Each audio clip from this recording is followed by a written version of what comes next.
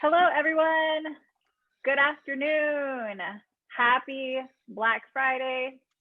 Hope none of you guys are out shopping. I hope you guys had a great Thanksgiving. I definitely did. We had a very late dinner. Got to eat lots and lots of food. This was the first Thanksgiving in a very long time, though, that I actually wanted a turkey meal. Usually I'm all about let's have Mexican food or let's have some Italian, but I was super ready to finally have a real tradition turkey meal. So how was your Thanksgiving, Mike?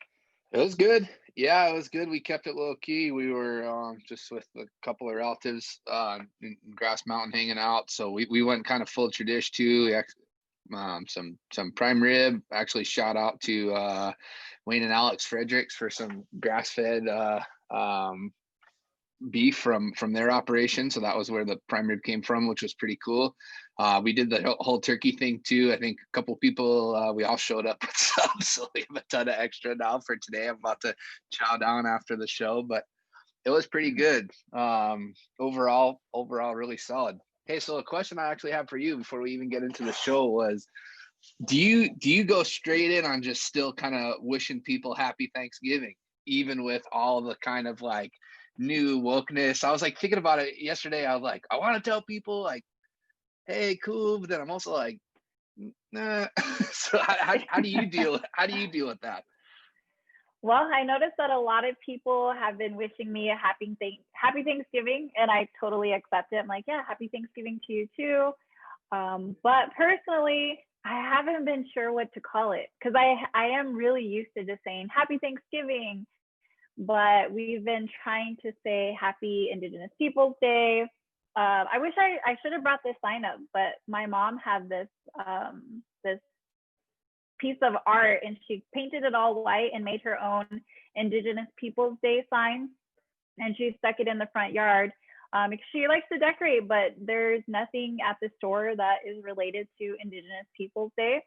So she made her own, and I wish I could share it with you guys. It's really awesome. But yeah, I'm learning too, and I've very recently just been more and more educated. So I am getting out of the habit of saying happy Thanksgiving just more recently. What about you? Yeah, I haven't been sure, on the like, there's, on the spirit of just that idea of, coming together and being thankful, having a day with family. That's all good. But then there's, the just erased history and historical side of it. So that's where the tension comes from, and just still wanting to be able to like acknowledge to people like, hey, I hope you just enjoyed your day and your time with your family and that it's a good thing, but at the same time wanting to just make sure that when there's a chance to push back against narratives that have been really damaging, then I want to do that. So I don't know if I figured it out quite yet, but working on it. So I figured I'd throw the question out. Yeah, I think it really depends on the environment and who you're talking to. Because if you're talking to, your friends and family who maybe aren't aware, that's kind of your moment to educate them. But if you're just trying to, start something and be problematic, then yeah, it could turn into a bigger issue. Go ahead and bring it around this way. So here's the sign. Nice. Very cool. There it is. So everybody driving by in the neighborhood knows that natives live here. I was gonna say that's like your lawn sign. Just put it down there, thinking it's a political candidate, but it's not. Just educating the world down there. I love it. Very cool. Well, today we have a super awesome episode to everybody who has taken, for everyone who's woken up this early, the day after Thanksgiving, Indigenous Peoples Day. Awesome. I was just telling Jillian as we were getting on, I'm like barely getting moving over here. I've been up since 6 with the baby, but I don't feel like I've accomplished anything. So I had a shower real quick and sprint off some carbs and tryptophan before before the show. We have an awesome show today. Something kind of came on our radar a little while ago. Larissa Fasthorse Sichungu, a Lakota playwright, had written a really cool, insightful, kind of subversive, woke Thanksgiving play, kind of telling the story from a different perspective. And going along with that, Rosebud's very own Katari Wilson who's going to be on the show, joining us here in any minute, was actually selected to do some of the digital prints and illustration for that play. So we were checking that out. We were like, who should we have day after Thanksgiving? Crazy day. And Katari is just a super cool artist, mother, community member here. I can't wait to dig in a little bit about her work and sort of her perspective on art and Indigenous art and this whole thing. So Katari, are you there? Are you ready to jump on here? It's bring her on. Yes. What's up, Katari? Hi. Hey. Hi, it's great to be here. I'm a little bit nervous. I've never done no kind of live stuff, and I barely even do live videos on my Facebook. So, Well, thank you. But I am happy to be here. That's awesome. Tell us a little bit. Where are you coming in today? What did you all have going on yesterday? How'd you celebrate? Not celebrate? What was your family's approach? We just celebrated at home with my mom and dad and my husband. He had to work, so me and my daughter went out and had dinner with my family. And there wasn't too many people, social distancing, COVID going on. We didn't want to have a big dinner, but usually we do. We usually have a huge dinner at my parents' house. So it was a little bit different this year, but still fun. Still fun. What's your go-to? What's your family's go-to menu? What all do you look forward to this time of year on the menu? Every year is the same: turkey, ham. Cool. Just the basic everything. But we only have it once a year, so it's I'm looking forward to it all year long. Heck yeah, totally. All right, so do you want to can you just tell us a little bit about yourself? Like, give us a little bit of background. What do our listeners need to know about you? Well, I'm just a stay-at-home mom. I'm trying to get my art business off the ground. I've been doing just a few illustrations here and there. I'm also an author, kind of just by, I guess, not really mistake, but just trying to teach my daughter is basically all it was. And so that's kind of why I got into writing and illustrating a book. But and I'm married. I've been married for going on 4 years now. We've been together for 5, and we took in my niece whenever she was a little over a year old. She's 5 now, so and she's what inspired me to start writing and really pushing myself to get my art out there. Very cool. Can you tell us a little bit more about that? Because I was so struck when we were emailing back and forth a little bit, just kind of getting to know you a little more, and you were talking about kind of the first stories you illustrated and kind of started writing for Tyler. Tell us a little bit more about that. Why did that motivate you? Why did that why did that make you think like, hey, I need to produce this, I need to draw this, and I need to write this? Like, just talk to us a little bit more about that. Well, at that time, she was really into books. It was constantly book after book after book. And she was really into this one book, and it was called Tyler Eats Spaghetti. I'm not real sure who it's by right offhand, but she was really into it because it had her name in it. But after maybe about 10, 15 times of reading it, she realized, hey, this is a boy. And she told me that. He's a boy. His name's Tyler, but he's a boy. And she said, I'm not a boy. So I was like, okay, how can I explain to her where she's going to understand, at her age, how can I explain to her? So I was like, I'm going to write a book. I'm going to write several books. So that's where it began. Where it all began was with her little mind trying to comprehend how her name was a unisex name. So, Terry, would you say that a lot of your inspiration comes from your daughter and your family? Yeah, definitely. Especially my family. When I got with my husband, was kind of in a real dark place when I first got with him. So I wasn't drawing for years, maybe about 5 years before I got with him. And once I got with him, it just kind of struck something in me. and I started drawing again. And I started to love it again. And I was like, and he pushed me. How come you don't draw more? Why don't you go sit down in your room and draw and I'll clean? Or, so he stayed home with our daughter for the first, I want to say 3 years. And then he got a job and he worked and we both worked for about a year. And I was released from my job. So I decided I was going to get another job. And he said, no, do what you want to do. He said, do what you love.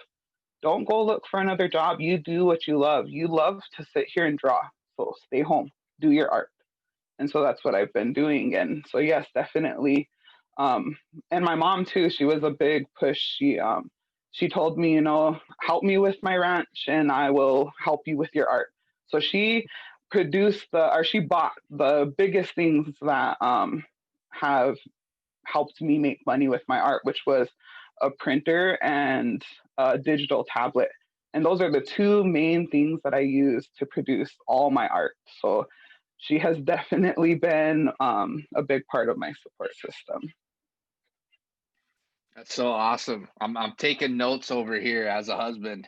And all you men out there, all you partners, to anyone out there, pay attention. That's awesome. I love that. Just the idea of like really being supportive and not just saying it, but providing some space to actually be able to do those things. That's really cool. Talk a little bit about how did you even come to art in the first place? So you said you had taken a break, you weren't doing anything for a while. Like, where did you even first start art for you? Where does that story? Well, my dad was an artist, or is an artist. He hasn't done really much art since I've been an adult, I would say.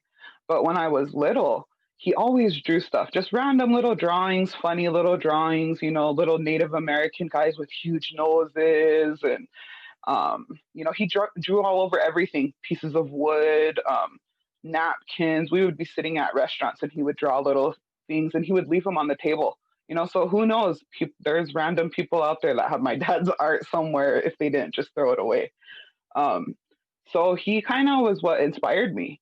And he would always tell me, and I'd get frustrated. How come I can't draw like you, Dad? And he would tell me, practice. He said, my parents used to make me practice. He said, they used to sit us down and make us draw hot dogs swimming. And I'm like, what do you mean swimming? So he says, no, he said, draw them in a pool, draw them jumping off a diving board. And he said, draw them all different kinds of ways, draw them with faces, draw them with no faces. So I started doing that and I'm tired of drawing hot dogs swimming, So he started drawing Looney Tune characters and he would give them to me just here and there. And he probably was getting tired of me constantly asking him to draw me stuff. So I told him, I kept asking him, well, draw me one big thing. I want one huge poster, please, just one. And he kept saying, yeah, I will. He put it off. And finally, he brought home a big poster board. And he still was putting it off. I said, come on, Dad, please, just draw me something, something huge. And I said, I won't bother you anymore. So it still was it felt like weeks. Maybe it wasn't. I don't know. I was little, So I get up one night in the middle of the night to get something to drink, and I look at the table, and that big poster board is filled with Looney Tune drawings. And he has his own special technique. It was all pencil drawings. He used the carpenter pencil. He's a carpenter. He was a cabinet maker. So he used the carpenter pencil. Lots of shading. It was beautiful. I took it to school. I probably took it to school, I don't know how many times. Finally, one of the teachers took it from me and they laminated it. So that's what started it. And I didn't even remember that story until this morning. I had reread your email and you asked me why art. So I was sitting there and I was thinking, I've been asked that question many, many times, but I have never been able to I've given honest answers, but to be a really honest answer. So I was sitting there and I was thinking, I want to give them a really honest answer this time. And that's it. That was the moment when I realized I wanted to be an artist, was when I seen that picture that he had drawn me sitting on the table. He even left the light on. He has a little light on by his table that he always puts up. He had it pointing at it. And that feeling that I felt, even right now, I'm all shaky voiced and about crying because it was so inspirational. And if I could give someone just that little bit of what I felt in that moment, then I would have accomplished what I want to do as an artist. So that's where my dream began, was right there. Awesome. Well, that's really special. Thank you so much for sharing that story. And I'm glad that you have that with your family, where you can bond over something that you're both really good at, you're both really talented at. And it's awesome that you can bond in that way.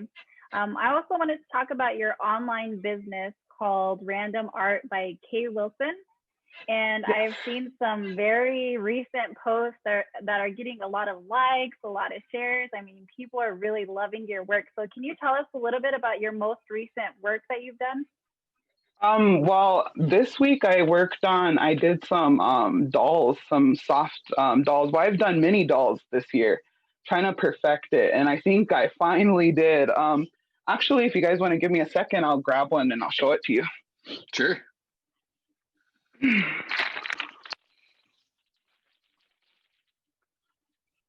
Well, this one I just made it, and Naomi Goodshield was the one who purchased it. But I finally perfected it. See, she has little moccasins and a little dress and a little headband. And the dolls that I had made, one of my friends, I usually just post on Snapchat, and I only have like a handful of people on Snapchat. So there's very few people that see all my art because I post it all on there. And one of my friends, he says, I really like those dolls you're making, but they're kind of scary without the faces.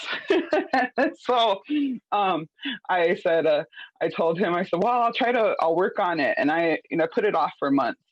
I've watched many, many videos, I'm in so many art groups that people make dolls, and I just couldn't find the perfect one. And I finally did. And I can't remember the girl's name, but her handle on Instagram and Facebook is BB Dolls. And that's where I kind of got the idea for a pattern. She does have it available on her website to buy it, but I just made my own pattern, and I made it myself. So that's kind of what I've been working on this week is dolls. And I've had so many interests. I've had so many personal orders for them. On top of the dolls, I've had family portraits, Christmas cards. Christmas cards is a big thing right now. Christmas card designs for different companies. And those I'll share probably after the new year whenever I get, they'll send me copies. So those ones I'll share after I get copies of them and after other people get them. But I can't wait to share those ones. They're really awesome. So that's pretty much what I've been doing right now. What are some of your big dreams and big plans for your business? What do you hope to see for your business and your family in the future? Well, I really want to start a art supply business, and then just to have a space for me to work in with lots of tables, because I always have so many different projects going at once, and I want to be able to have a lot of tables and stuff in there, and on top of that, be able to do like some workshops and for little kids. I did a workshop at the beginning of this year for winter counts. I don't know if you guys can see it behind me, but this is my winter count that I had did, and we did a workshop on it. And so that's kind of what I want to do, is do little workshops with kids to provide something more for them to do, not just with painting, but all different kinds of art craft stuff with little kids, because there's not very much for kids to do around here, and that I would have loved for something like that to have been done here when I was little. So that's my dream, to have something to that effect anyways.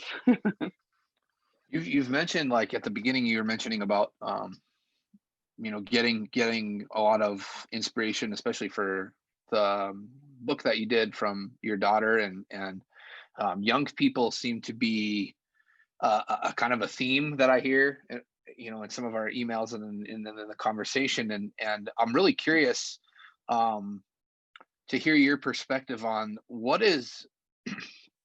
is it important in your mind for, I mean, really for anyone, but especially for Indigenous young people to see art and to see books done by Indigenous artists, especially ones right in their own home community. I was looking on your website. I'm already about to go talk to Margaret after this and be like, hey, we should go buy a bunch of stuff. It looks really cool. But I was looking at the books and I was thinking about, you had one that was about making fry bread, and you had one that was about meeting Happy the moon, and you have these really cool stories that are also very culturally grounded. Why do you think that's important? Why does that draw you? Well, my dad had really, he was really a good storyteller, and he always was really in detail with stories, and so he made sure that we knew the basic stories, and I feel like that's important for my daughter to know those as well. And I mean, our language is dying out, and I really don't, and I'm not fluent, but I can understand it, and it's because my dad has always talked to me. He was once fluent. I'm sure he probably still is, but he don't talk it a lot. But he started talking it to her, and so I guess this is kind of why I did it. Without even really realizing it's how right now. The reason why is because he has always talked to her in Lakota ever since she was a baby, and it was like she understood him. I'd ask him, "What did you say to her?" And he'd tell me, and she would nod her head, or he would tell her to go do something in Lakota, and she would do it. And I ask him, "What did you say?" And he'd tell me, "Watch her, watch what she's going to do. She knows what she's gonna, or she knows what I said." And that's then I guess was when I realized that was important for her to learn. And before she was a year old, she could count to 5 in Lakota. She's already lost it, but but she did at one point know how to count to 5 in Lakota. I know you've worked with some of the local programs on the Rosebud Sioux tribe. So why is it important for you that you collaborate with many of these local programs by sharing your art? Why is it so important for you? I guess just to kind of get the I guess I really don't know the answer to that. Just to help my people and to get my art out there. I've had so many interests in it through tribal programs where other people people through tribal programs have reached out to me, not just only me reaching out to them. So, and I guess it was a confidence booster when they did, because I didn't really think my art was that good. Well, I'm glad you know that it's good now. And a lot of people know that it's good. You're doing an awesome job. You're just really, really talented. This past week, I was checking out all your work. Mike was talking about your work. And just people locally, after I said, yeah, I'm going to be talking with Katari Wilson on Friday. And they're like, oh, man, did you see her work? So you're doing an awesome job. But speaking of some of the work you've done, I want to share my screen so I could show you guys a couple illustrations here. And I'm going to let you go ahead and tell us a little bit about them. All right, so you guys should be able to see my screen. Can you see it? Yep. Okay. See if I can bring this down. You suffer from the same thing I suffer from, which is way too many tabs and windows on your home screen. I had them all picked out too. I don't know what happened. All right, you made it. There it is. Yeah, go ahead and tell us a little bit about these illustrations. Okay, so I had originally, everybody was tagging me in this post, and they're saying, put some of your art out there to this lady and see if she will hire you to do some art for this theater. So I said, okay. So I did, and she really liked it. She right off within the hour, she emailed me back. Yes, I want to work with you. Here's the set price. It's not much, but we're gonna. She told me we'll market.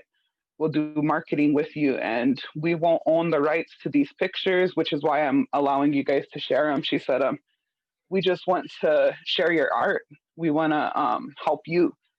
And the whole Wham Theater is the people who put it on.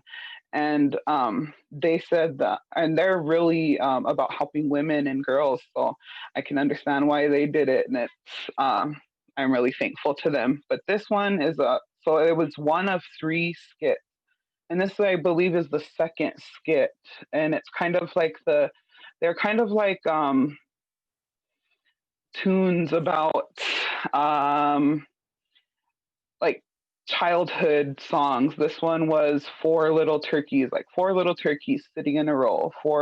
I can't exactly remember what it is, but in the end, the gun shoots and they're trying to shoot the turkey, so they're all running. So that's what that one was about.